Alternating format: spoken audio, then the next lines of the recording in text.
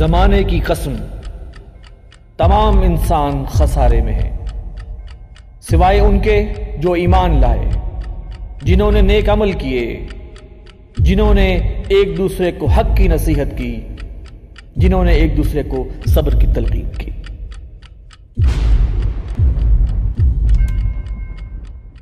بسم اللہ الرحمن الرحیم۔ السلام علیکم ناظرین، میں ہوں وسیم احمد اور آپ دیکھ رہے ہیں تازہ ترین خبروں پر تبصروں اور تجزیوں کا پروگرام زمانہ گواہ ہے۔ ناظرین، NA 120 کا ضمنی الیکشن، جسے مارکہ ستمبر بھی کہا جا رہا تھا، مسلم لیگ نون نے واضح مارجن سے جیت لیا ہے۔ جیت بہرحال جیت ہوتی ہے، لیکن جو نتائج سامنے آئے وہ نون لیگ کے لیے تشویشناک ضرور ہونے چاہیے۔ دیکھنے میں آیا کہ حلقہ کے لوگوں کی سیاسی سوچ بدل رہی ہے اور فتح کا مارجن 2013 کے الیکشن کی نسبت بہت کم رہا ہے۔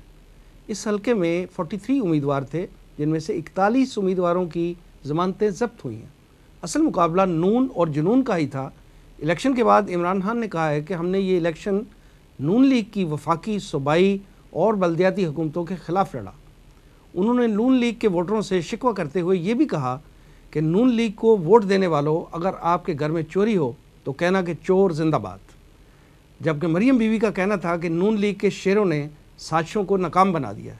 ہمارا مقابلہ تو ان قوتوں سے بھی تھا جو نظر نہیں آتی۔ ناظرین، اس الیکشن میں کئی دینی جماعتوں کے امیدوار بھی میدان میں تھے۔ اگرچہ سب کی ضمانتیں ضبط ہوئی ہیں، لیکن اگر دینی جماعتیں ایک مشترکہ الائنس بنا کر امیدوار میدان میں لاتی تو وہ الیکشن کے نتائج پر بہت زیادہ اثر انداز نہ بھی ہوتا، تو بہرحال اثر ضرور ڈالتا۔ ان الیکشنز میں ہماری دینی جماعتوں کے لیے کیا سبق ہے، ہم آج کے پروگرام میں اسی موضوع پر گفتگو کریں گے۔ میرے ساتھ تشریف فرما ہیں محترم جناب مرزا ایوب بیگ صاحب، آپ تنظیم اسلامی کے ترجمان ہیں۔ ان کے ساتھ تشریف رکھتے ہیں دفاعی تجزیہ نگار بریگیڈیئر ریٹائرڈ غلام مرتضی صاحب، آپ تنظیم اسلامی کے سینئر رہنما ہیں۔ آئیے پروگرام کا آغاز کرتے ہیں۔ ایوب بیگ صاحب، NA 120 کے الیکشن میں PTI اور مسلم لیگ نون جو ہے، یہ اس الیکشن کو ایک ریفرینڈم قرار دے رہی تھی۔ اگرچہ دونوں جماعتوں کی کانوٹیشن ڈیفرنٹ تھی، لیکن یہ فرمائیے کہ کیا یہ الیکشن واقعتاً ریفرینڈم تھا؟ بسم اللہ الرحمن الرحیم۔ وسیم صاحب، اگر یہ ریفرینڈم جماعتوں کے درمیان تھا، یعنی کون سی جماعت عوام کے زیادہ ووٹ لے سکتی ہے اور کون سے کم، تو پھر اس ریفرینڈم میں ظاہر ہے نون جیتی ہے اور PTI کے امیدوار کے ووٹ کم ہیں۔ لیکن جو بات وہ اصل میں کہہ رہے تھے وہ یہ تھی کہ یہ ریفرینڈم ہوگا کہ کیا عدالتی فیصلے کو عوام نے تسلیم کیا ہے یا نہیں کیا۔ اگرچہ اس کو اس طرح ریفرینڈم قرار دینا سیاسی کتاب کے حوالے سے انتہائی غلط ہے۔ پہلی بات یہ ہے کہ قانون کا ان چیزوں سے کوئی تعلق نہیں ہوتا کہ کوئی کتنے ووٹ لیتا ہے۔ فرض کیجئے کہ یہ جنرل الیکشن ہوتا اور تمام سیٹیں نون لے جاتی، کوئی ایک سیٹ بھی باہر نہ جاتی، تب بھی اس فیصلے کی حیثیت اپنی جگہ برقرار تھی، اس کو رتی بھر اثر انداز نہ ہوتی۔ اور یہ تو ایک حلقے کا الیکشن تھا۔ اور اگر اس کو آپ یوں لیتے ہیں جیسے کہ کہا گیا کہ لوگ عدالت کے حق میں بات کرتے ہیں یا نون کے حق میں بات کرتے ہیں، اگر آپ اس کو ریفرینڈم جماعتوں کی درمیان کی بجائے عدالت اور نون کے درمیان لے جاتے ہیں تو پھر تو ووٹ بتاتے ہیں کہ عدالت جیتی ہے، عدالت کے حق میں زیادہ ووٹ گئے ہیں۔ اس لیے کہ اس میں دیکھنا پڑے گا کہ نواز شریف کے حق میں کتنے ووٹ گئے ہیں اور نواز شریف کے خلاف کتنے ووٹ گئے ہیں۔ تو نواز شریف کے خلاف جو ووٹ گئے ہیں وہ میرے اندازے کے مطابق، میرا خیال ہے وہ ان کی وہ بھی زیادہ گئے ہیں، اور جتنے مارجن سے جیتے ہیں وہ بھی مارجن کم ہوا ہے ایز کمپیئر ٹو 2013۔ ویسے میں بڑا شدید مخالف ہوں ایک سیاسی تجزیہ نگار کے حوالے سے کہ کسی قانونی معاملے کا اس طرح تجزیہ کیا جائے، اس کو اس طرح تقابل کیا جائے۔ لیکن اگر وہ اس بات پر، میں سمجھتا ہوں یہ حماقت عمران خان بھی کرتے رہے ہیں، اس لیے کہ یہ بات زیادہ تر ان کی طرف سے آئی تھی کہ لوگ ڈاکو کے ساتھ ہیں یا عدالت کے ساتھ ہیں۔ یہ ایک بہت غلط طرز عمل تھا، اس لیے دونوں طرف سے کہا جا رہا تھا نا ریفرینڈم۔ یہ بہت غلط بات تھی، بہت ہی غلط بات تھی جو کہی گئی، خاص طور پر عمران خان کی طرف سے۔ انہیں یہ بات نہیں کہنی چاہیے تھی۔ لیکن اگر آپ اس کو یوں ہی لیتے ہیں تو پھر اس کا فیصلہ یہ ہے۔ عمران خان صاحب نے تو یہ بات ریپیٹ کی ہے نا الیکشن ریزلٹس کے بعد بھی، نون لیگ والوں سے شکوہ کرتے ہوئے کہ اگر آپ کے گھر میں چوری ہو ہو تو کہنا چور زندہ باد، یہ انداز بھی جو تھا ان کا تھوڑا غیر مناسب، بالکل غلط ہے. قانون کا سیاست سے کوئی تعلق نہیں ہوتا. اس کا مطلب یہ ہے کہ اگر کسی آدمی کو عوام ووٹ دے دیں تو اب اس کا حق ہے ہر قسم کی قانون شکنی کا. وہ چوری کر سکتا ہے، وہ ڈکیتی کر سکتا ہے، وہ بندہ قتل کر سکتا ہے، ایسا ہرگز نہیں ہے. لیکن اس کے باوجود اگر آپ مصر ہیں اس بات پر کہ کس طرف زیادہ ووٹ گئے، تو پھر اس لحاظ سے دیکھا جائے تو عدالت کی طرف ووٹ زیادہ گئے ہیں. لوگوں نے نواز شریف کی نااہلی پر اس لحاظ سے مہر تصدیق جو ہے وہ ثبت کی ہے. برگزیڈ صاحب یہ فرمائیے کہ اس الیکشن میں نظر آنے والا ٹرینڈ اور اس کے ریزلٹس جو ہیں وہ آئندہ الیکشن 2018 میں جو ہونے والا ہے اس پہ کس حد تک اثر انداز ہوں گے؟ بسم اللہ الرحمن الرحیم. اصل میں جب یہ آپ سوال پہلے پوچھا تھا آپ نے اور اس کا جواب دیا مرزا ایوب بیگ صاحب نے، اور یہ سوال اس میں ایک چیز اور ملحوظ نظر رکھیں آپ کہ ریفرینڈم یا بہرحال وہ تو باتیں الیکشن جب سیاست ہوتی ہے، الیکشن ریلیز نکلتی ہیں، جلسے جلوس ہوتے ہیں، اس میں بہت سے سلوگنز لگائے جاتے ہیں اور وہ سارے کوئی معیاری نہیں ہوتے. لیکن ریفرینڈم کی بات کہنا یا وہ جو بات کہی گئی کہ ڈاکو کو ووٹ دیں گے یا آپ کسی مطلب ایک صحیح سیاسی کارکن کو ووٹ دیں گے، دیکھیں ہمارا معاشرہ تو وہ ہے جہاں سلطانہ ڈاکو قسم کے بھی مطلب کریکٹرز رہے ہیں کہ بظاہر تو وہ ڈاکے مارتا تھا، لیکن وہ جو دوسرا پہلو تھا عوام میں اس کی عوام میں پذیرائی تھی کہ جی وہ ڈاکے مار کے امیروں کے گھروں میں اور وہ جو دولت لوٹتا ہے وہ جا کے غریبوں میں تقسیم کر دیتا ہے. تو ہمارے جو فکشن ہے وہ تو اس قسم کے کرداروں سے بھرا ہوا ہے. تو لہٰذا اس کو بھی اگر آپ دیکھیں تو پھر دیکھیں اور یہ اس الیکشن میں کہا گیا ہے، مطلب بعض لوگوں نے مطلب جو زبانوں پہ بات آتی ہے کہ جی ٹھیک ہے کچھ عوامی کام بھی تو کیے ہیں نا، عوام کی بھلائی کے کام بھی تو کیے ہیں، اب وہ کس کے لیے کیے ہیں، کیا کچھ کھاندہ ہے تو کچھ لاندہ بھی ہے، وہ ہاں وہ آپ چھوڑ دیں کہ وہ بات کیا ہے. لیکن چیز یہ ہے کہ ہمارا معاشرہ جو ہے اس میں ایسے لوگوں کی پذیرائی بہرحال رہی ہے. نمبر 2 یہ کہ اس الیکشن میں جو ابھی ہوا ہے ایک ضمنی الیکشن تھا. ہمارے یہاں ویسے بھی کہا جاتا ہے کہ ضمنی الیکشن میں جو سٹنگ گورنمنٹ ہوتی ہے ہمیشہ مطلب وہ جیتتی ہے، پلڑا بھاری رہتا ہے. یہاں تو بات یہ ہو رہی کہ کس کا مارجن کم ہوا. جو پہلے 2013 میں مارجن تھا یہی نواز شریف صاحب تھے اس میں، اور مقابلے میں یاسمین راشد تھیں پی ٹی آئی کی کینڈیڈیٹ. ان کا ہائپ کریٹ کرنے والی بات ہے. عمران خان صاحب نے اس الیکشن کو، پی ٹی آئی نے اس الیکشن کو اتنی ہائپ دے دی کہ یہ تقدیر بدلنے والا ہے، مارکا حق و باطل ہے اور اس طرح کا. یعنی وہ کوئی بھی ایونٹ ایسا ہوتا ہے تو نواز شریف صاحب کھڑے ہوتے اور پھر یہ بات کہی جاتی کہ آپ ڈاکو کے ساتھ ہیں کہ عدالت کے ساتھ ہیں، پھر تو بات سجتی تھی. دیکھیں وہ تو نااہل ہو گئے، وہ تو کھڑے ہی نہیں ہوئے. انہوں نے اپنی بیگم کو کھڑا کر دیا، وہ بھی بیمار ہیں، وہ بھی ملک سے باہر ہیں، ان پر کوئی الزام نہیں ہے. تو اگر آپ پیورلی یعنی اگر اصولوں کی بنیاد پر دیکھیں تو ان کے پر تو چوری کا الزام نہیں ہے نا. اور ان کے لیے لوگوں نے بہرحال ہمدردی ووٹ بھی آپ شامل کر دیں کہ جی بیمار ہے خاتون، وہ خود ریلی نہیں کر سکتی، وہ بھی سب چھوڑ دیں. چیز یہ ہے کہ یہ الیکشن سلوگنز جو ہمارے یہاں لگتے ہیں وہ بہت غلط لگتے ہیں. آپ نے عمران خان کا صاحب کو ذکر کیا، جماعت اسلامی کا ذکر نہیں کیا. ووٹ انہوں نے لیے 592 ان کے کینڈیڈیٹ نے، اور سراج الحق صاحب نے جو یہاں ریلی نکالی اس میں نعرہ یہ لگایا کہ لوگ دیکھیں گے حق کے ساتھ ہیں کہ باطل کے ساتھ ہیں. اس کے بارے میں آپ کیا کہیں گے؟ حق و باطل کی جنگ تو نہیں ہو رہی تھی نا یہاں. بالکل. اب آپ لے چلیں، آپ نے سوال کیا کہ 2018 میں جو الیکشن آنے والے ہیں وہاں کیا. ابھی اس الیکشن کے آنے میں بہرحال کم و بیش 1 سال باقی، 1 سال سے کچھ کم عرصہ رہ گیا ہے، اور ابھی بہت سا پانی پرونگنی سے گزرنے والا ہے. ابھی اور بہت سے معاملے جو ہیں عدالتوں میں ہیں، اور ابھی تو یہ بھی فیصلہ ہونا باقی ہے کہ ابھی یہ جو وفاقی حکومت یہی رہے گی یا اس میں بھی کوئی تبدیلی آ جائے گی آپ کے ٹاپ پوزیشن میں سلاٹ میں اس الیکشن کے جیتنے کے بعد، واللہ عالم. لیکن چیز یہ ہے کہ 2018 کے جو الیکشن ہوں گے اس میں بھی یہ چیز جو ہے آپ کو ہمارے ہاں جو ٹرینڈ نظر آ رہا ہے، اگر الیکشن یہی ہوتے ہیں اور یہ پولیٹیکل پارٹیز ہوتی ہیں، میں سے کوئی پولیٹیکل پارٹی یا مزید کوئی پولیٹیکل لیڈر جو ہے وہ ڈسکوالیفائی نہیں ہوتا، تو الیکشن میں جو پارٹی پوزیشن ہے ہمارے ہاں کم و بیش مارجن کسی کا کم کسی کا زیادہ ہوگا، لیکن زیادہ فرق واقع ہونے والا نہیں ہے. لیکن میں آپ کو یہاں جو بات بتانا چاہ رہا ہوں یہ ہے کہ ہمارے ہاں جمہوریت کو جو ایک بڑا درجہ دے دیا گیا نا کہ بہت اعلیٰ قسم کی فارم آف گورنمنٹ ہے، جہاں پر جمہوریت اپنی بہترین شکل میں بھی نافذ ہے. مغربی ممالک کا ہم مثال دے دیتے ہیں، امریکہ میں، انگلینڈ میں کیا ہوتا ہے کیا نہیں ہوتا میں تفصیل میں نہیں جا رہا. ایک امریکی صحافی ایکما گولڈمین ہے، اس نے کہا کہ جو لوگ یہ سمجھتے ہیں کہ جمہوریت کے ذریعے کوئی انقلاب آ سکتا ہے یا نظام تبدیل ہو سکتا ہے وہ احمقوں کی جنت میں، وہ تو نہیں آ رہا. اسٹیٹس کو کی ہے اور اسٹیٹس کو میں بہت کم فرق واقع ہوا. جمہوریت نام اور ہاتھ بدلنے کا 2018 کے جو الیکشن ہوں گے یہی پارٹیز جو اگر ہیں یہی میدان میں ہوتی ہیں، ان کے مارجن میں ان کی سیٹوں میں کمی بیشی ہو سکتی ہے، لیکن پارٹی پوزیشن ہمارے یہاں تقریباً اسی قسم کی بنی ہوئی ہے، الا یہ کہ کوئی اور چیزیں مطلب میجر تبدیلی آنے والی نہیں ہے، اور کوئی عوامل آ جائیں تو واللہ عالم۔ ٹھیک ہے ایوب بیگ صاحب، پیناما کیس کا جو فیصلہ آیا تو نواز شریف صاحب اس حوالے سے کہا کرتے تھے کہ یہ سازش ہوئی ہے ہمارے خلاف، اسی طرح مریم بی بی نے بھی یہ الیکشن جیتنے کے بعد کہا کہ ہم نے ایک سازش کو ناکام بنا دیا۔ ہمارے وزیر خارجہ خواجہ آصف صاحب ہیں، وہ بھی یہ کہہ رہے ہیں کہ ہم اس سازش کا بتائیں گے، عوام کو بتائیں گے۔ یہ بتائیے کہ یہ جو اتنا زیادہ سازش کا ذکر ہو رہا ہے، یہ سازش ہے کیا آپ کے خیال میں؟ وسیم صاحب، اس وقت تک جو نون لیگ اور پرو نواز شریف کیمپ کا جو اس سارے فیصلے کے بارے میں تاثر آیا ہے، اس تاثر کو اگر ہم الفاظ کا جامہ پہنائیں تو وہ کچھ یوں بنتا ہے کہ عدالت نے ایک غیر منصفانہ فیصلہ دیا ہے نواز شریف کے خلاف اسٹیبلشمنٹ کی پشت پناہی پر، اسٹیبلشمنٹ کے ڈائریکشن پر ایک بہت بڑا الزام ہے۔ میں یہ دونوں چیزوں کو الگ الگ کر کے تھوڑا سا پاکستان کی تاریخ کا تجزیہ کروں گا، عدلیہ کا رول اور اسٹیبلشمنٹ کا رول۔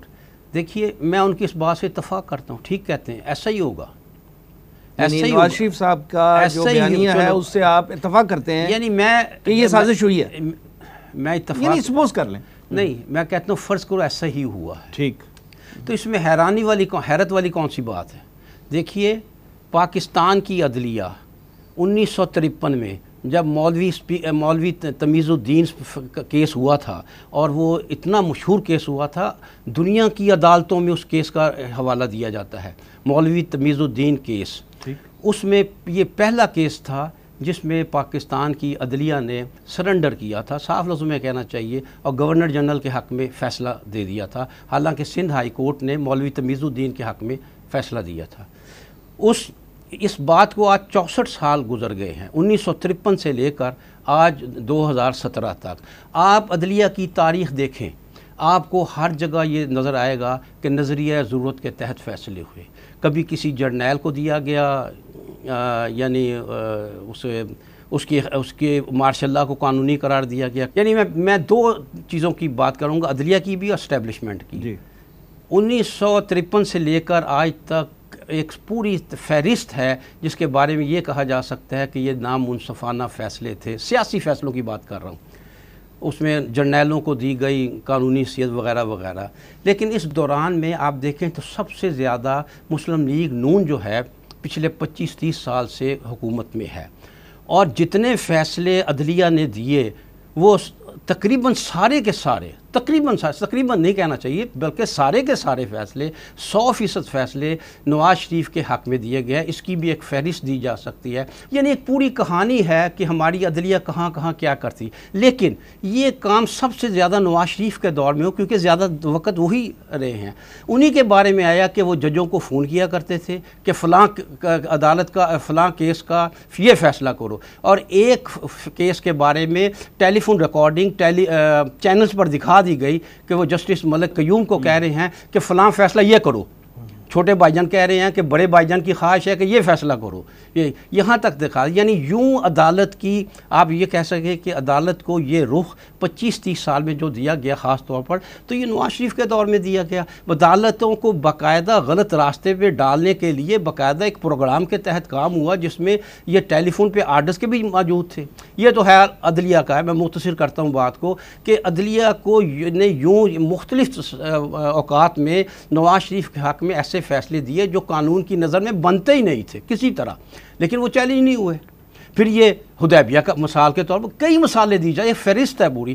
جو بات میں کہہ رہا ہوں عدلیہ کے حوالے سے، اس کا خلاصہ یہ ہے کہ اگرچہ ہماری عدلیہ 1953 سے بعض نا انصافی کے فیصلے، غیر منصفانہ فیصلے کر رہی تھی، لیکن پچھلے 25-30 سال سے خاص طور پر حکومت نے عدلیہ میں بہت دخل دیا۔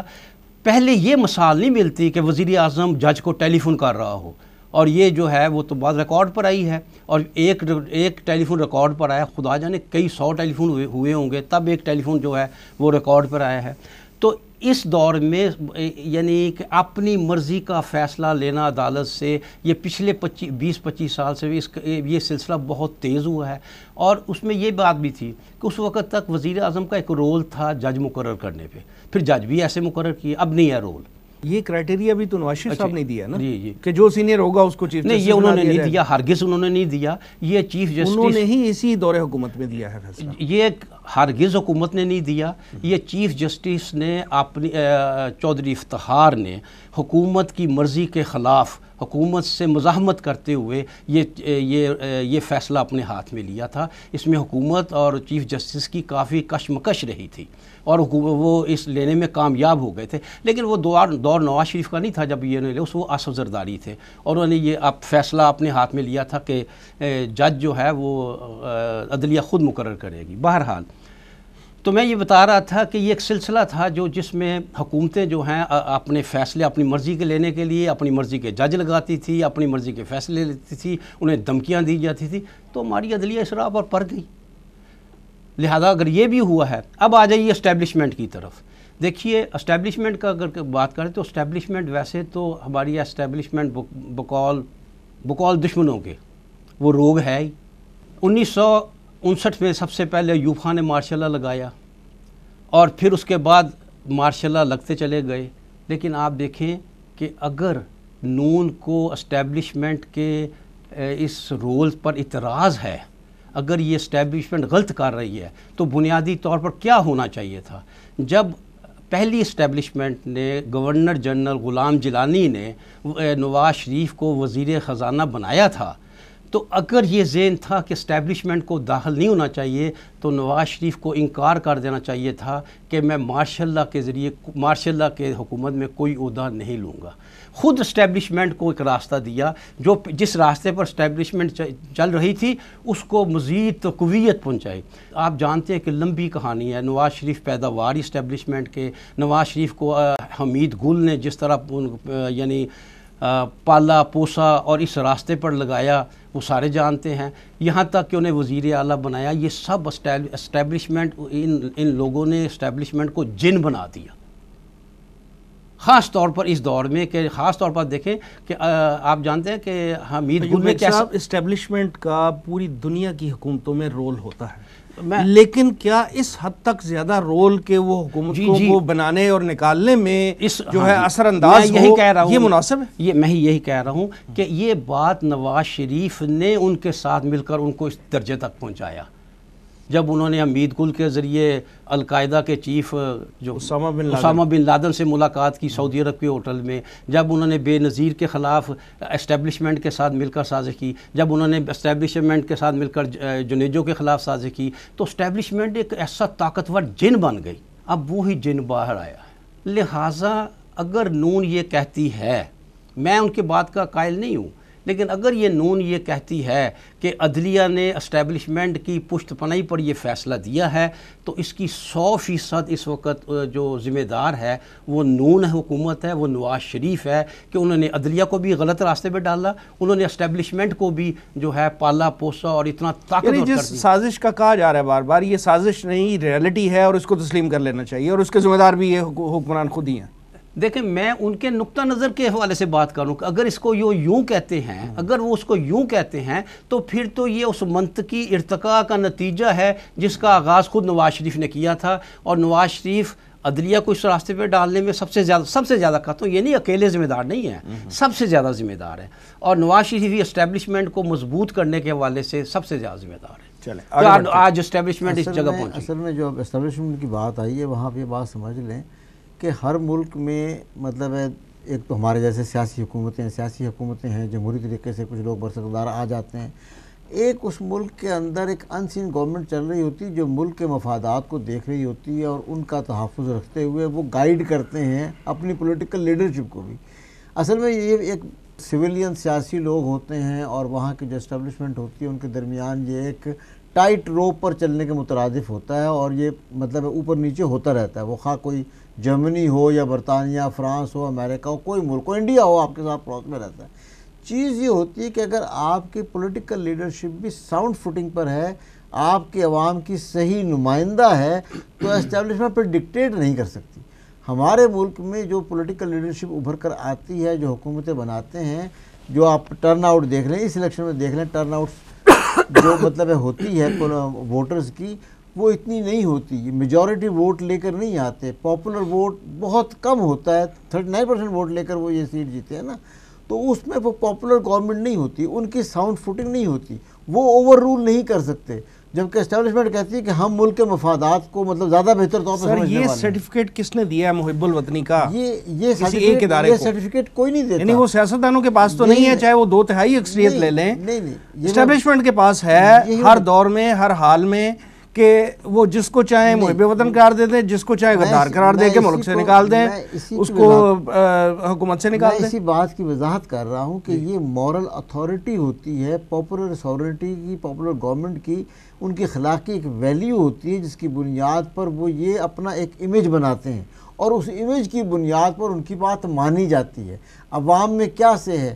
آپ کے ملک میں حالات ان پچھلے دنوں میں، پچھلے 2 سالوں میں بین الاقوامی جو حالات ہیں، اس میں آپ کے ملک کی کیا حیثیت تھی؟ جبکہ یہاں پر وہ جب ان کی بات مانی جاتی ہے، اگر ان کی بات مانی جاتی ہے تو یہاں تو پھر عوام نے ان کی بات مسرت کر دی ہے، مسرت کر کے کلثوم نواز کو دوبارہ ووٹ دے کے بھجوا دیا. میں اس کو پھر یہاں ذرا کروں گا. جی پلیز. اسٹیبلشمنٹ جو آپ کہتے ہیں اتنی منہ زور ہے، اتنی ہو گئی، اور ہمارے ملک میں بہت زیادہ ہے. کس نے کی ہے؟ یہ بتا کس نے کی ہے؟ انہوں نے کی ہے.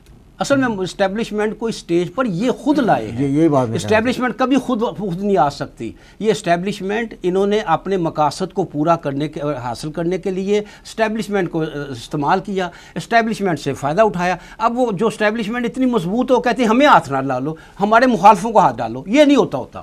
جب آپ کسی کو اتنا زیادہ خونخوار کر دیں تو پھر وہ ضروری نہیں ہے کہ آپ کے دشمنوں پر حملہ کرے، وہ آپ پر بھی حملہ کر سکتا ہے. اصل ذمہ دار یہ خود ہیں جنہوں نے اسٹیبلشمنٹ کو اتنا توانا کر دیا، اتنی خوراک دی اس کو، اتنے مواقع دیے اس کو، اتنا بھرپور انداز میں اس کو رول دیا، اس سطح پر اس کے لائے کہ وہ آج جو اس سے پہلے ان کے دشمنوں پر حملہ آور تھی، یہ بڑے خوش تھے. آج ان پر حملہ ہوا ہے، وہی اسٹیبلشمنٹ جسے انہوں نے توانا. یہ تو 30 سال تک کے امیدوار وہ ہیں نا، ذمہ دار ہیں. پچھلے 30 سال کے یہ ذمہ دار، آپ کا جو تجزیہ ہے اس کے مطابق ہم مان لیں. بقیہ 40 سال بھی تو یہی اسٹیبلشمنٹ کام کرتی رہی ہے. اس میں تو یہ نواز شریف حکومت ذمہ دار نہیں تھی نا. ذمہ دار نہیں تھی، لیکن اس پوری ذمہ داری اس کے جو میں پوری نہیں ڈالتا، میں اس کا کلیدی رول کہتا ہوں. مجھے یہ ہے کہ اس میں جو اوور اینڈ ابو ہو رہا ہے، جو بھی ہو رہا ہے اوور اینڈ ابو ہو رہا ہے، جو بھی اس کی ذمہ داری اسٹیبلشمنٹ پہ کیوں نہیں ڈالتے آپ؟ میں اسی میں یہ کہتا ہوں. دیکھیں ایک ڈیو رول ہے ان کا ہونا چاہیے، وہ ہوگا. دیکھیں جس طرح رشوت دینے والا اپنا مجرم ہے، اور رشوت اسی طرح رشوت لینے والا بھی ہے. اس میں کوئی شک نہیں ہے کہ انہوں نے اسٹیبلشمنٹ کو توانا کیا، انہوں نے اپنے مخالفین کے خلاف اسٹیبلشمنٹ کو تیار کیا، انہیں استعمال کیا. میں آپ کے تجزیے سے ایگری کر رہا ہوں، لیکن بقیہ 40 سال سنیے نا، اس سے پہلے بھی اسٹیبلشمنٹ نے یعنی 2 دفعہ تختہ الٹا گیا. یوفا کی 2 دفعہ ہی الٹا ہے صرف. اچھا، یہ 2 دفعہ تختہ الٹا تو دونوں دفعہ واقعتاً ملکی حالات اس حد تک کیا ہے، آپ کہیں جس حالت میں ضیاء الحق نے، یعنی وہ جسٹیفائیڈ تھی ان کا، جسٹیفائیڈ کہے نہ کہیں، یعنی لیکن ملک ایک تباہی کے کنارے پہ پہنچ چکا تھا، اس میں کوئی شک نہیں ہے. تب آگے اتنی توانا اس وقت اسٹیبلشمنٹ نہیں تھی کہ بلا وجہ اٹھ کر لیتی، جس طرح مشرف نے. سر، تجزیہ نگاروں کی رائے کے مطابق تو پاکستان ہمیشہ ہی تباہی کے کنارے پر 70 سال ایسے گزر گئے. تحریک نظام مصطفیٰ شاید آپ نے دیکھی نہیں، اس میں یہی ایسے لگتا تھا کہ ایران نے بھی اعلان کر دیا تھا کہ میں پاکستان کے کچھ حصے حاصل کر لوں گا، وہ اس سے بکھرے ہوتے نظر آ رہے تھے. اس سطح پہ تحریک نظام مصطفیٰ پر بات پہنچ گئی تھی. ایسی وقت پاکستان پر پہلے کبھی بھی نہیں آیا، نہ بعد میں آیا. بغیر صاحب یہ فرمائیے کہ NA 120 کا جو الیکشن ہے، اس میں کئی دینی جماعتوں کے امیدوار جو تھے وہ میدان میں تھے. اگرچہ سب کی ضمانت ضبط ہوئی ہے، لیکن اس الیکشن کے جو ریزلٹس ہیں دینی جماعتوں کے لیے، اس میں کوئی سبق ہے؟ دینی جماعتوں نے سبق حاصل نہیں کیا. سبق تو بہت پہلے سے نظر آ رہا ہے. یہ کوئی پہلی دفعہ تو ایسا نہیں ہوا دینی جماعتوں کے ساتھ، بلکہ اب تو حالات اور برے ہو گئے ہیں. اسی الیکشن میں، اسی سیٹ پر جو سلمان بٹ نے 2013 میں جتنے ووٹ لیے تھے، اس سے آدھے تقریباً 60% ووٹ لیے ہیں جماعت اسلامی کے کینڈیڈیٹ نے. ایک جماعت تو ابھی نئی آئی ہے، وہ شیخ یعقوب صاحب جو تھے، وہ ایک نئی پارٹی بنی ہے. اس کے ساتھ ایک اور جن کی تیسری پوزیشن آئی ہے، وہ ویسے تو آزاد امیدوار ہیں، لیکن ان کو پشت پناہی ایک دینی جماعت کی حاصل تھی، اور انہوں نے بھی 7000 کے قریب ووٹ لے لیے ہیں. مجموعی طور پر تینوں کینڈیڈیٹس کے ووٹ ملا کر کوئی 13000 کے قریب بنتے ہیں. تو دینی جماعتوں کی پوزیشن جب بھی وہ مطلب ہے سوائے ایک ایم ایم اے کا وہ ایک پیریڈ آیا تھا مشرف صاحب کے زمانے میں، جبکہ بلوچستان میں اور کے پی کے میں ان کو اتنی میجورٹی مل گئی تھی کہ انہوں نے ایک حکومت بنا لی تھی، اور وہ بھی میرا خیال ہے کہ وہ بھی ایک انجینئرڈ چیز تھی کہ ایک ایم ایم اے بنا دینا اور ان کو، لیکن انہوں نے حاصل کچھ نہیں کیا تھا۔ چیز یہ ہے کہ دینی جماعتوں نے تو بنیادی طور پر الیکشن پالیٹکس میں آ کر، یہ الیکٹورل پالیٹکس میں آ کر غلطی کی ہے۔ اس سے نہ صرف یہ کہ ہمارے ہاں مسلکی منافرت اور فرقہ واریت میں بھی اضافہ ہوا اور دینی جماعتیں کچھ حاصل نہیں کر سکیں۔ تو دینی جماعتوں کو چاہیے کہ اپنے اس رول کو ریویو کریں اور اپنے اس مطلب درمیان میں تو ایک پورشن ایسا بھی آیا نا، ایک وقت ایسا آیا آئی جی آئی کے زمانے میں کہ جب دینی جماعتوں نے سیکولر جماعتوں کی حمایت کی۔ ایوب خان کے زمانے میں جب فاطمہ جناح کا الیکشن ایوب خان کے مقابلے میں ہوا تو جماعت اسلامی نے فاطمہ جناح کی حمایت کی۔ پی این اے کی ابھی ذکر آیا ہے، پی این اے کی جو موومنٹ تھی اس میں ولی خان کی پارٹی بھی تھی، اصغر خان صاحب بھی تھے جو الٹرا سیکولر تھے، اور اس میں فضل الرحمان صاحب بھی تھے، جماعت اسلامی بھی تھی اور باقی دینی جماعتیں بھی تھیں۔ تو دینی جماعتوں نے سیکولر جماعتوں کے ساتھ مل کر جو جمہوریت کا کھیل کھیلا ہے اس سے دینی جماعتوں کو کچھ حاصل نہیں ہوا۔ ان کا شاید خیال ہوگا کہ اس کی بنیاد پر کوئی پاپولیرٹی مل جائے گی، اس زمانے میں کوئی زیادہ سیٹیں مل جاتی تھیں۔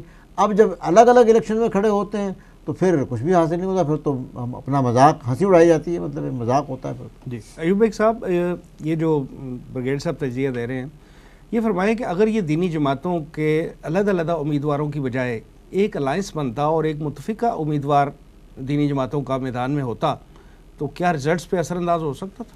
قطعی طور پر اثر انداز نہ ہوتا، کچھ ووٹوں کی تعداد بڑھ جاتی، لیکن الیکشن کی صحت پر اور اس کے نتیجے کی صحت پر کوئی اثر نہ پڑتا۔ اصل میں بریگیڈ صاحب نے بڑی صحیح بات کی ہے کہ ہماری دینی جماعتیں اس سے سبق حاصل نہیں کر پا رہی کہ یہ کام، دین کا کام، اسلام کے نفاذ کا کام پاکستان میں انتخابات کے ذریعے ہرگز نہیں ہو سکتا۔ میں ایک اور بات اس میں اضافہ کروں گا، ہماری بعض دینی جماعتیں یقیناً مخلص ہو کر یہ بات کہہ رہی ہیں، اب کیونکہ ان کا ٹرینڈ کچھ اس طرح آ رہا ہے ان اتنی ناکامیوں کے بعد، تو وہ کہہ رہے ہیں کہ بیک وقت دونوں طرف کام کیا جا سکتا ہے، یعنی انتخابی طور پر بھی کام کر کے انتخابات میں حصہ لے کر کے حکومت میں آ کر کوشش کی جائے کہ اسلام کا نفاذ کیا جائے، یا سب یعنی کوئی بھی محاذ خالی نہ چھوڑا جائے، اور دوسری طرف یہ ہے کہ دعوت کا کام بھی کیا جائے اور لوگوں کو دین کی طرف متوجہ بھی، یہ دونوں کام بیک وقت کیے جا سکتے ہیں۔ میرے ذاتی رائے کے بارے میں یہ غلط بھی ہو سکتی ہے، کیونکہ میری ذاتی رائے ہے یہ ہرگز ممکن نہیں ہے کہ آپ دونوں دو کشتیوں کا سوار نہیں بن سکتے۔ جب بھی آپ دونوں محاذوں پر کام کریں گے تو وہ آپ والی بات بالکل درست ہے کہ وہ دو کشتیوں میں سوار ہونے والی بات ہو جائے گی۔ جب تک دینی جماعتیں عوام کو یہ یقین نہیں دلاتی کہ ہمارا تعلق جو ہے وہ ہرگز اقتدار نہیں ہے، ہمارا مقصد اقتدار نہیں ہے، ہمارا ہدف جو اقتدار نہیں ہے، اسلام آباد نہیں اسلام ہے، اس وقت تک عوام ان کا ساتھ نہیں دیں گے۔ اور اس کا یقین دلانے کے لیے کہ ہمارا ہدف اقتدار نہیں ہے، انہیں اقتدار انتخابات کا کم از کم ہمیشہ کے لیے نہیں تو ایک اچھی خاصی بڑی مدت کے لیے انہیں انتخابات سے لا تعلق ہونا پڑے گا، تاکہ عوام یہ سمجھے کہ یہ جو کچھ کوششیں کر رہے ہیں، جو ان کی کاوش ہے، جو ان کی صحیح ہے، جو کچھ کر رہے ہیں وہ خالصتاً دین کے حوالے سے کر رہے ہیں، انتخابات میں تو حصہ لیتے نہیں، لہٰذا ان کی کوئی کرسی خواہش نہیں ہے۔ جب یہ کام کریں گے تو پھر انشاءاللہ تعالی عوام کی ذہن سازی ہوگی، عوام سمجھیں گے کہ یہ مخلص ہے، انہیں کوئی لالچ ہوس نہیں ہے اقتدار کی، اور عوام ان کا ساتھ دے۔ اگر یہ دونوں کام کریں گے تو لوگ معلوم ہے کیا کہیں گے کہ یہ جو دعوت کا کام بھی کر رہے ہیں نا، یہ اصل میں انتخابات کے لیے کر رہے ہیں، اس کرسی کے لیے کر رہے ہیں۔ لہٰذا یہ جو ایک چینج آ رہی ہے، ایک چینج محسوس ہو رہی ہے مختلف اسلامی جماعتوں کے قائدین کے بیانات سے کہ وہ کہہ رہے ہیں کہ دونوں کام کیے جائیں، اب وہ صرف انتخابات سے ہٹ رہے ہیں۔ لیکن میں یہ عرض کرنا چاہتا ہوں، ان کی خدمت میں دست بستہ عرض کرنا چاہتا ہوں کہ دونوں کام اکٹھے نہیں ہو سکتے۔ لوگ یہی سمجھیں گے کہ آپ جو دین کی دعوت کا، دین پھیلانے کا کام کر رہے ہیں، آخر میں آپ نے انتخابات کی طرف آنا ہے۔ تو آپ جو فرما رہے ہیں کہ دینی جماعتوں کے سربراہوں کے بیانات آ رہے ہیں اور یہ چینج آ رہی ہے، ماضی میں جماعت الدعوہ جو ہے وہ تو الیکشن پولیٹکس پہ یقین نہیں رکھتی تھی، انہوں نے آنن فانن ملی مسلم لیگ بنائی ہے کچھ عرصہ پہلے، اور پھر قاری یعقوب شیخ صاحب کو اس ضمنی الیکشن میں کھڑا کر دیا۔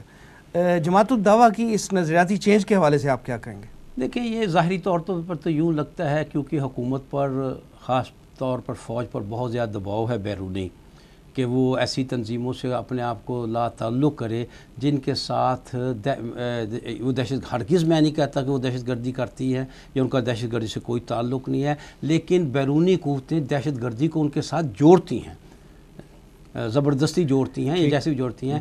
لہٰذا حکومت یا ہماری جسے ہم اسٹیبلشمنٹ کہتے ہیں، اس کی خواہش یہ ہے کہ ہماری یہ تنظیمیں جن پر یہ ایک بدنامی سی لگاتے ہیں، غیر لوگ لگاتے ہیں، انہیں اس سے یہ امیج ان کا جو ہے وہ ختم کیا جائے اور ایک یعنی نیوٹرل راستے پر، ایک درمیانی راستے یعنی ان کو مین سٹریم میں لایا جائے تاکہ وہ ان کی بھی تسلی ہو جائے جو ہم پر دباؤ ڈالتے ہیں، کیونکہ اب مقروض جو ہے ہماری معیشت کا معاملہ جو ہوا، ہمیں بہت سے معاملات میں ان کا سہارا لینا پڑتا ہے، تو میں سمجھتا ہوں شاید یہ بھی ایک کوشش ہے مین سٹریم پولیٹکس میں لے آیا جائے، یہ کوشش ہے کہ ان کے امیج کو سافٹ کیا جائے۔ ٹھیک، بریگیڈ صاحب یہ فرمائیں کہ الیکشن میں دھاندلی عمران خان کا بہت میجر کنسرن رہا ہے پچھلے الیکشنز میں، اور اس پہ انہوں نے ایک تحریک، احتجاجی تحریک چلائی، دھرنا دیا، عدالت میں گئے، سب کچھ ہوا۔ یہ فرمائیں کہ NA 120 کا یہ جو ضمنی الیکشن تھا، کیا اس میں دھاندلی ہوئی؟ میرا خیال ہے کہ اس میں تو دھاندلی کا اس طرح شور تو نہیں مچا، اور عمران خان صاحب نے تو بہرحال رزلٹ تسلیم کیے ہیں۔ یاسمین راشد جو صاحبہ ہیں انہوں نے وہ الیکشن رزلٹ لینے سے انکار کیا ہے، لیکن باہر ان نہیں، عمران خان صاحب کی طرف سے بیان تو آ گیا عمران خان صاحب کہ ہم نے وفاقی، صوبائی اور بلدیاتی حکومت کے خلاف الیکشن لڑا ہے، تو انہوں نے اس کو رزلٹ کو تسلیم کیا اور دھاندلی کا الزام نہیں لگایا، بلکہ دھاندلی کا الزام اگر دیکھا جائے تو PMLN نے لگایا ہے کہ ہمارے کچھ لوگوں کو اٹھا لیا گیا اور ہمارے ووٹروں کو ووٹ نہیں ڈالنے دیا گیا، اس کے الزامات سامنے آئے ہیں۔ لہٰذا اور اس وقت تو آپ کو معلوم ہے کہ کچھ پولنگ بوتھس پہ جو وہاں پر وہ الیکٹرانک ووٹنگ بھی ہوئی ہے، جی، تو 12 الیکشن کمیشن جو ہے اب زیادہ سائنٹیفک 38 کے 39 پولنگ سٹیشنز پہ 220 میں سے بہت کم تعداد ہے، لیکن بہرحال اب اس طرح پیش رفت شروع ہوئی ہے اور امید کی جا سکتی ہے کہ 2018 میں جو ہے اس کو ذرا اور آگے بڑھایا جائے گا، اور کم از کم اربن جو بھی پولنگ ہوگی، سیٹس ہوں گی، وہاں پر الیکٹرانک پولنگ ہوگی۔ لہٰذا اور آپ کو معلوم ہے کہ وہ امن و امان برقرار رکھنے کے لیے رینجرز اور فوج اور پولیس مطلب وہ سب کچھ موجود تھے، تو میرے خیال سے اس طرح کی دھاندلی کا تو کوئی بائی لارج دھاندلی کی کوئی نہیں ہوئی، اور تمام لوگوں نے جو دینی جماعتیں انہوں نے بھی بہرحال اس تسلیم کیا ہے۔ ایوب بیگ صاحب، آپ بریگیڈ صاحب کی بات سے اتفاق کریں؟ لیکن بات سنیں، جو الیکشن ڈے والی بات ہے نا، اس سے کوئی جعلی ووٹ سامنے نہیں آئے کہ کوئی جعلی ووٹ ڈالے گئے ہوں، اور اس طرح کی کوئی وہ جو ڈبے اٹھا لے جانے والی بات ہوتی ہے، اس طرح کی کوئی بات، یعنی رزلٹ جو ہے انجینئر نہیں ہوئے، یہ تو نہیں ہوا، لیکن یہ ایک ہوتی ہے پری الیکشن دھاندلی، وہ پری پول ریگنگ جسے کہتے ہیں۔ یہ کام تو بہت ہوا ہے کہ تمام جو غریبوں کے لیے وسائل تھے سارے پاکستان کے لیے، وہ سینٹرل گورنمنٹ سارے 120 NA میں، ویسے وہ حلقہ کے عوام تو کہیں گے کہ یہ الیکشن دوبارہ بار ہوتے رہیں تاکہ ہمارے کام تو ہوں۔ اور یہ بھی آصف زرداری نے الزام لگایا، خدا جانے کس حد تک صحیح ہے کہ وہاں موٹر سائیکلیں تقسیم ہوئی ہیں۔ یہ بھی الزام سامنے آیا کہ لوگوں کو باقاعدہ نوکریوں کے دیے گئے، تقرری نامے دیے گئے وغیرہ وغیرہ۔ یہ پری پول تو ہوئی ہے، لیکن اور یقیناً ہوئی ہوگی، اور یہ حکومتیں کیا کرتی ہیں، یہ وقت کی حکومتیں ضمنی انتخابات میں کیا کرتی ہیں، لیکن الیکشن کے دن کوئی جعلی ووٹوں کی کوئی رپورٹ نہیں، کوئی ڈبے اٹھا کر بھاگ جانے والی کوئی رپورٹ نہیں، اس طرح کی، یا گنتی میں کوئی ہیر پھیر کرنے کی اس طرح کی کوئی رپورٹ نہیں آئی۔ وہ الیکشن ڈے سے پہلے جو کچھ ہوا سو ہوا ہے۔ بیگ صاحب، حلقہ 120 کے الیکشن مہم کے دوران شریف فیملی میں پائی جانے والی رفٹ جو تھی وہ کھل کر منظر عام پہ آ گئی ہے۔ آپ کیا سمجھتے ہیں کہ یہ جو طرز عمل ہے یہ شریف فیملی کی سیاست پہ کتنا اثر انداز ہوگا؟ دیکھیے جی، حتمی طور پر تو نہیں ہم کہہ سکتے کہ رفٹ کھل کر سامنے آئی ہے، بعض باتیں آئی ہیں سامنے، اس میں کوئی شک نہیں۔ دیکھیے، اگر حمزہ شہباز کو اجازت نہیں دی گئی کہ وہاں وہ کرے، اس کو الیکشن مہم کو ہیڈ کرے، تو اس کی ایک وجہ تھی نا کہ الیکشن کمیشن کا قانون ہے کہ کوئی MN جو ہے وہ الیکشن مہم کے دوسری الیکشن مہم میں حصہ نہیں لے سکتا، تو حمزہ شریف جو ہے وہ MN ہے، لہٰذا وہ آپ اس کو اس طرح کی رفٹ ہو سکتا ہو، لیکن یہ ہے کہ قانون کے مطابق اس نے حصہ نہیں لیا۔ کسی نے عمران خان کو بھی وہاں جانے کی اجازت نہیں دی گئی، بلال یاسین گئے ہیں تو ان کو نوٹس آیا ہے، تو یہ تو اس کے تحت ہے۔ لیکن میری ذاتی رائے میں اگر کوئی ان کے درمیان کوئی ایسی رفٹ ہے بعض باتوں سے جو ظاہر ہو رہی ہے، تو وہ ابھی پردے کے پیچھے ہی ہے، اور وہ اس کے لیے کوشش کی جا رہی ہے کہ وہ ظاہر نہ ہو اور اتنی واضح طور پر سامنے نہ آئے۔ برگیڈ صاحب یہ فرمائیں کہ کیا کلثوم نواز صاحبہ جو ہیں یہ الیکشن جیت کے پاکستان کی پرائم منسٹر بننے جا رہی ہیں؟ نہیں، میرے خیال سے اس بات میں کچھ بھی کہنا جو ہے وہ قبل از وقت ہوگا۔ تو یہ کہ ان کی بیماری کی نوعیت اتنی ہے کہ انہوں نے اس الیکشن پوری مہم میں کوئی ٹیلی فونک خطاب بھی نہیں کیا، یعنی اگر ان کی کوئی ایسی حالت ہوتی تو کم از کم وہ وہاں سے ایک کوئی ٹیلی فونک خطاب کر سکتی تھی اپنے حلقے کے ووٹروں کو، وہ بھی سامنے نہیں آیا، کوئی بیان بھی ان کا سامنے نہیں آیا۔ کیا پوزیشن ہے ان کی بیماری کی ابھی اس کے بارے میں کچھ نہیں کہہ سکتا۔ ایک تو ان کا آپریشن کا آیا تھا کہ جو ان کا آپریشن ہوا ہے، علاج ہو رہا ہے، کوئی کینسر کی مریضہ ہیں، اور فی الحال ابھی تو یہ جو ہمارے سٹنگ وزیر اعظم ہیں ان سے بھی سوال پوچھا گیا اور کسی وزیر سے بھی، اور انہوں نے بھی اس کی نفی کی ہے کہ ان کو اگر وہ جیت کے اور الیکشن جیت کے تو وہ چلی جاتی ہیں، اللہ تعالیٰ انہیں صحت تندرستی دے، اسلام آباد جاتی ہیں، پرائم منسٹر بن جاتی ہیں، تو نواز شریف صاحب تو پھر پرائم منسٹر ہاؤس میں ہوں گے، وہ قوم کے مرد اول بن جائیں گے وہ تو۔ جی مرد اول بن جائیں گے، لیکن مرد اول بہرحال پرائم منسٹر نہیں ہوتا، پرائم منسٹر جو ہے پرائم منسٹر ہی ہوتا ہے۔ زرداری صاحب بھی ایک زمانے میں ایک پوزیشن میں رہے، بے نظیر صاحبہ وزیر اعظم تھی، لیکن بہرحال میرا نہیں خیال کہ یہ اس گورنمنٹ میں ابھی 2018 کے الیکشن بھی آنے والے ہیں، اور میں سمجھتا ہوں کہ ایسی کوئی تبدیلی جو ہے وہ حکومت یعنی اسٹیٹس کو ہی رہے گا، اور فورسیبل فیوچر میں ایسے امکانات مجھے نظر نہیں آ رہے۔ یہ بیماری تقریباً 1.5 سال پہلے لاگو ہوئی تھی، لاحق ہوئی تھی، اور یہ اچانک فیصلہ کر لیا گیا۔ کوئی ایسی بڑی چینج ان کی بیماری میں سننے میں نہیں آئی۔ بہرحال کیونکہ ایک پروگرام کا حصہ تھا، ایک چیز نظر آ رہی تھی کہ ساری فیملی پر قانون لاگو ہوگا، تو ایک باقاعدہ ایک صاف نظر آ رہا ہے ایک منصوبے کے تحت انہیں اس دوران باہر بھیجا گیا ہے۔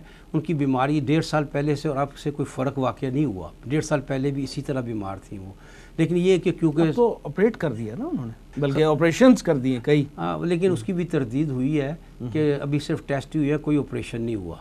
یعنی آج کی ڈیٹ تک کوئی آپریشن نہیں ہوا، جب الیکشن وہ جیت بھی گئی ہیں کوئی آپریشن نہیں ہوا، بس رپورٹیں ان کے لیے، اور وہ اس سے پہلے بھی جاتی رہی ہیں اپنے چیک اپ کے لیے جاتے، وہ تقریباً 1.5 سال سے اس بیماری میں سیاسی کردار تو انہوں نے ادا کیا۔ ایک منٹ جی، بس میں صاحب بہت بڑی خبر دے رہے ہیں۔ اصل میں بات تو یہ ہے کہ ساری فیملی کو وہاں رکھنے کا کوئی ذریعہ تو بنانا تھا نا، قانون سے بچنے کے لیے کوئی ذریعہ بنانا تھا کہ وہ وہاں کیوں ہیں۔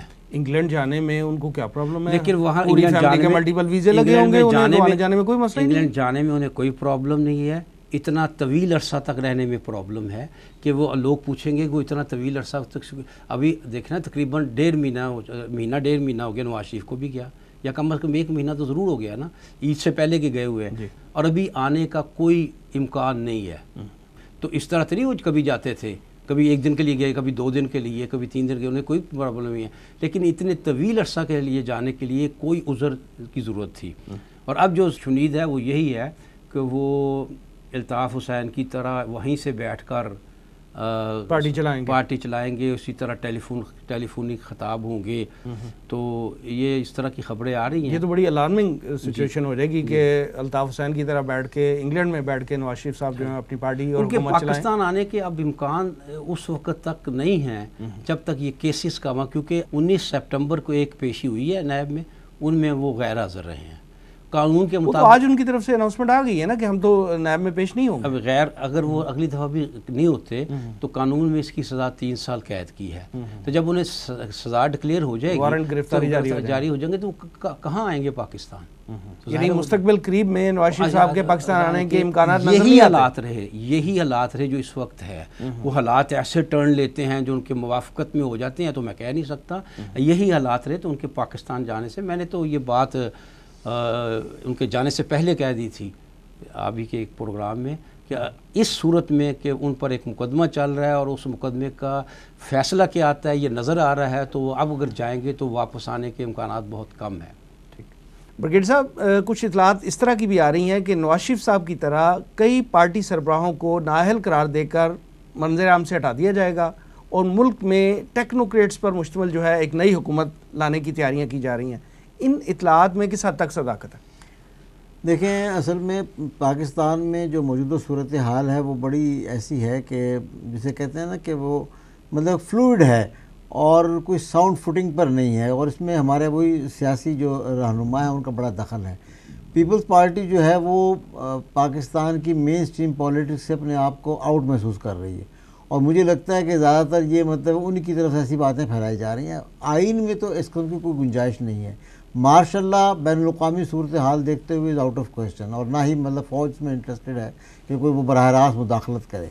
چیز یہ ہے کہ آپ کو معلوم ہے کہ ہمارے ملک میں سیاستدانوں کی جو کہ جیسے جیسے اسکینڈل سامنے آتے رہتے ہیں، اور یہ ایک اسکینڈل جو وہ بھی پاناما اسکینڈل وہ ملک سے نہیں نکلا، کہیں باہر سے چیز آئی جس کے نتیجے میں یہ ایک فضا بنی، اور ایک پارٹی کے جو لیڈر ہیں وہ اس کی زد میں آ گئے اور ان کے خلاف ایک بہرحال یہ بھی یہی تو وہ کہتے ہیں کہ مجھے کیوں نکالا، کہ وہ براہ راست اس کے حوالے سے فیصلہ نہیں آیا، بلکہ وہ تو اقامے کی بات آ گئی اور وہ تنخواہ لینے والی بات آ گئی کہ اس کی بنیاد پر ان کو نااہل قرار دیا گیا۔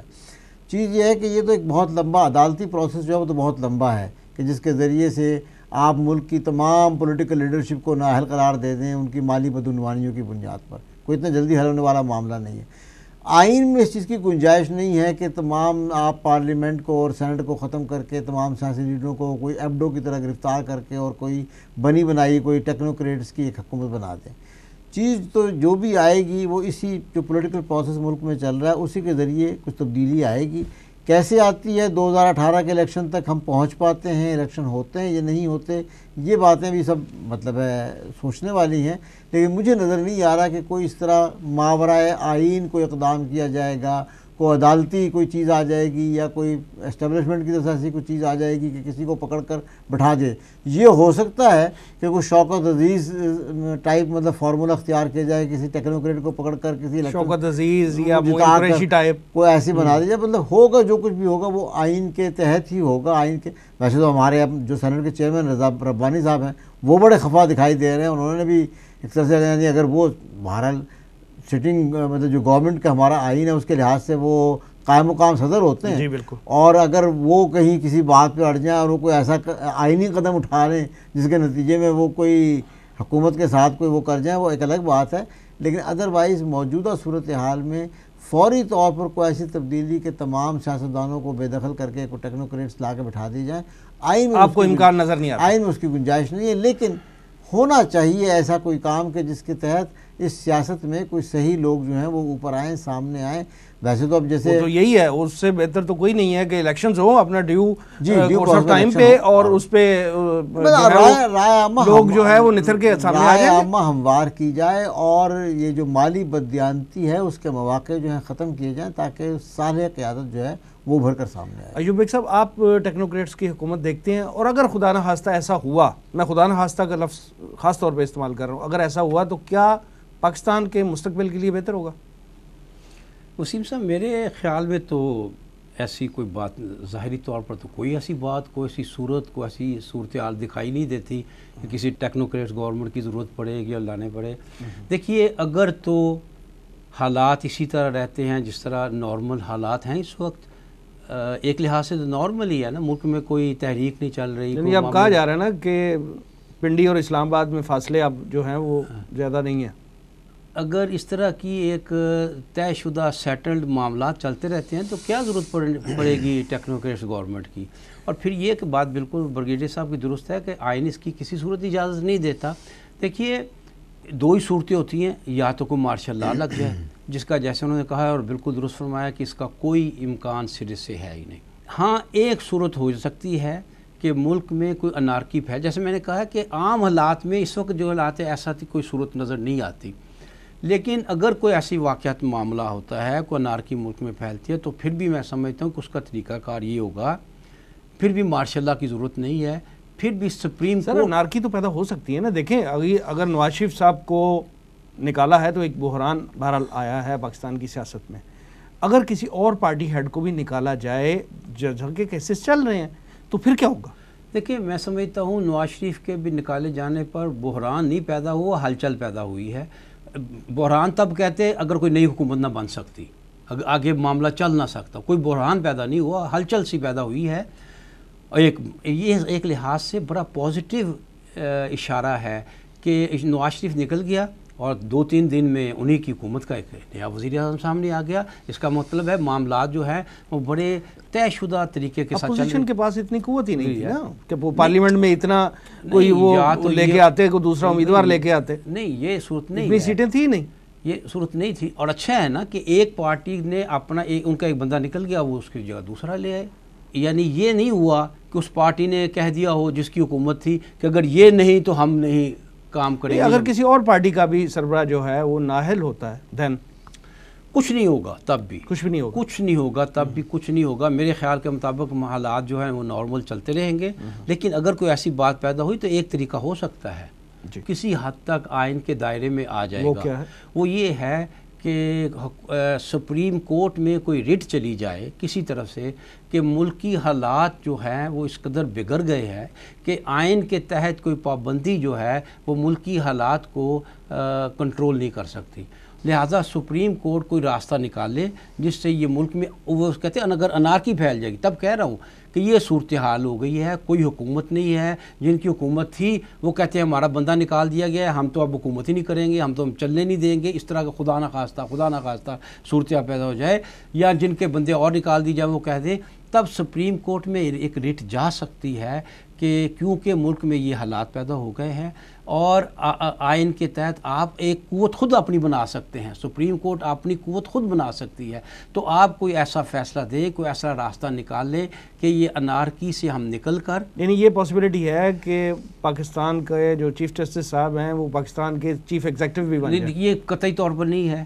اگر یہ گئی تو وہ چیف جسٹس خود نہ بنیں گے نہ بن سکتے ہیں. ٹھیک، پھر وہ ایک ایسا فارمولہ دے سکتی ہے سپریم کورٹ جس کے تحت ایک عارضی حکومت بن جائے. میں اس سے ایگری نہیں کرتا. دراصل دیکھیں آئین امکان اس کا بھی نہیں ہے. پرابلم یہ ہے کہ اگر آپ کے ملک میں کوئی حکومت نہیں بن سکتی اور پارلیمنٹ اس معاملے میں فیل ہو جاتی ہے تو پھر ارلی الیکشنز ہے نا، پھر وہ آپ کو پارلیمنٹ توڑ کر اور ارلی الیکشن تو جانا پڑے گا. آپ کا خیال ہے کہ یہ سٹیٹس کو قائم رہے گا اور حقانی صاحب وہ تو ریڈیشن تب ہے نا، اگر میں کہہ رہا ہوں بہت خراب حالات ہو جاتی ہیں ملک میں، اللہ نہ کرے تب وہ بات ہے. لیکن عام حالات میں تو کوئی بات نہیں ہے. سیاست میں یہ چیز چلتی رہتی ہے. جیسے ابھی ایک چیز مطلب آ رہی ہے کہ leader of the opposition change کرنے کے چکر میں ہیں وہ، کہ جی پی ٹی آئی جو ہے وہ کچھ جماعتوں کو ملا کر اور شاہ محمود قریشی صاحب کو امیدوار کے طور پر اگر وہ چیز ہوتی ہے تو اس میں بھی کوئی مطلب ہے بھارت وغیرہ نہیں، بات نہیں ہے وہ بھی.